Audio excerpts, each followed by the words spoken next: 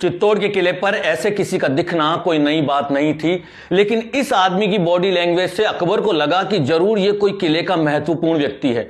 अकबर ने निशाना लगाया और गोली चला दी। गोली निशाने पर लगी भी।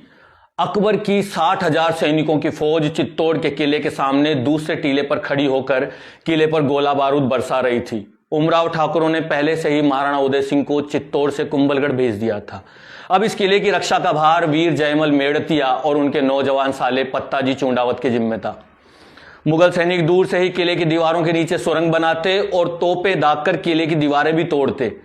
यहीं हाथों हाथ राजपूत वीर सुरंगों को भर भी देते थे और टूटी दीवारों की मरम्मत भी रातों रात कर देते थे। एक रात में जब जयमल जी किले की दीवार ठीक करवा रहे थे, बस वे अकबर को उस समय दिख गए और बंदूक की गोली जयमल जी के पैर पर ही जाकर लगी थी। गोली का जहर उनके पैरों से पूरे शरीर में फैलने लगा था। इसके बाद जो हुआ वो एक इतिहास बन गया और अपने आप में एक इतिहास है।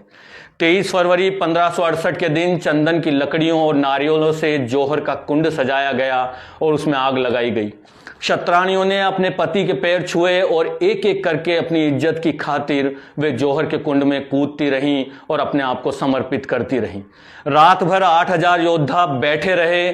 सुबह पहले पहर में सभी ने उस पवित्र राख को अपने मस्तक पर लगाया और केसरिया करने किले के दरवाजे खोल दिए और बाहर निकल पड़े।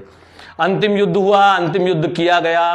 पांव से बेजार जयमल जी वीर राठौड़ कल्ला जी के कंधों पर बैठे थे। अकबर ने जब देखा यह दृश्य चित्तौड़ के किले पर तो उसके मुंह से अचानक निकल पड़ा कि मैंने हिंदू देवी देवताओं के 4-4 हाथ मूर्तियों में जरूर देखे हैं, लेकिन देख पहली बार रहा हूं।